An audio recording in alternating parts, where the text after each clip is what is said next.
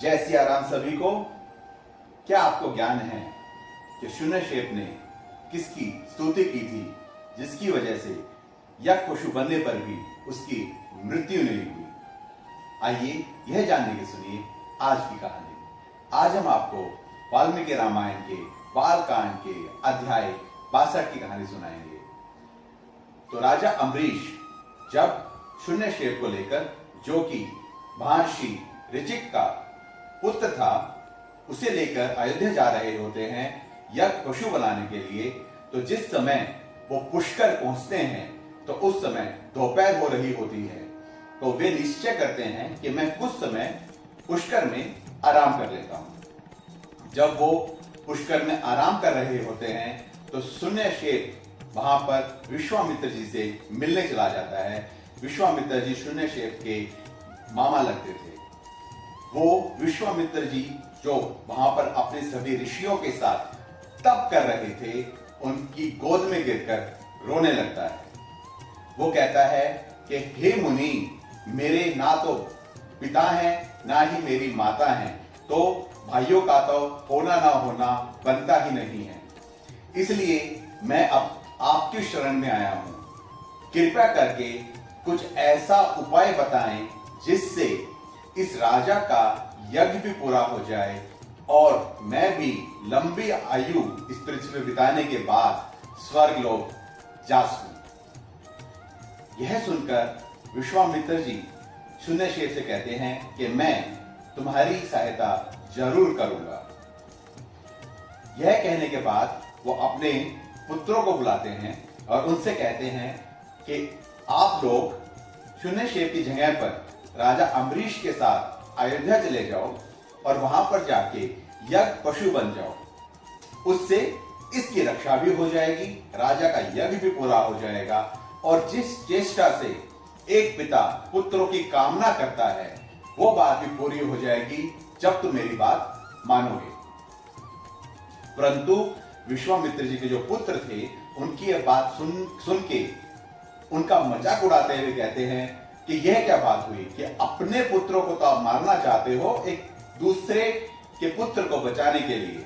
यह तो वही बात हो गई जैसे कोई खाने में कुत्ते का मांस डाल दे। यह सुनकर विश्वामित्र जी को अत्यधिक क्रोध आया और उन्होंने अपने सभी पुत्रों को श्राप दे दिया कि जिस तरीके से महर्षि वशिष्ठ के सभी पुत्र मुस्टिक जाति के जन्म लिया, उसी प्रकार तुम भी हजारों सालों तक मुस्टिक जाति में जन्म लोगे।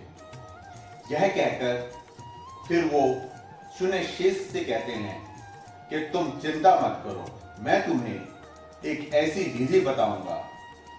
उन भगवानों की स्तुति करने से तुम्हारा यज्ञ पशु बनने के बाद भी तुम्हें कोई हानि नहीं होगी। उसके बाद वो शून्यक्षेप को वे दोनों मंत्र बताते हैं और कहते हैं कि जब अयोध्या में तुम्हें पशु बनाकर, तुम्हारे गले में रस्सी डालकर, लाल तिलक लगाकर, लाल कपड़े पहनाकर जब तुम्हें यज्ञशाला में ले जाया जाए तो तुम इन मंत्रों को पढ़ना।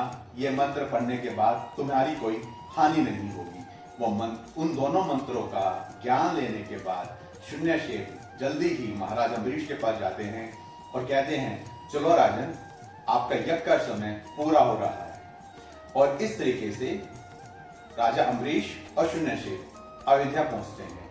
अयोध्या पहुंचने के बाद राजा अम्बरीश अपना यज्ञ पूरा करने की विधि को आगे बढ़ाते हैं और शून्यक्षेप को पशु की तरह गले में रस्सी डालकर, लाल तिलक लगाकर, लाल कपड़े पहनाकर युग के पास बांध देते हैं यज्ञ पशु की तरह। जब अग्नि जलाई जाती है तो उस समय पर शून्यक्षेप जो है वो उन दोनों मंत्रों को पढ़ता है और अग्नि देव की स्तुति करता है। वे दोनों के दोनों मंत्र इंद्र और उपेंद्र को खुश करने के लिए थे। उपेंद्र यानी कि भगवान विष्णु, जिनको इंद्र के छोटे भाई भी बोला जाता है। तो जब उन्होंने ये दोनों मंत्र पढ़े तो भगवान इंद्र उनसे बहुत खुश हुए और उन्हें लंबी आयु का वरदान दे देते हैं और उनके इस वरदान से यज्ञ भी पूरा हुआ, उनकी कोई हानि भी नहीं हुई। और उसके बाद महर्षि विश्वामित्र ने हजारों सालों तक इस पृथ्वी पर तपस्या की और इस प्रकार से आज का अध्याय संपन्न होता है।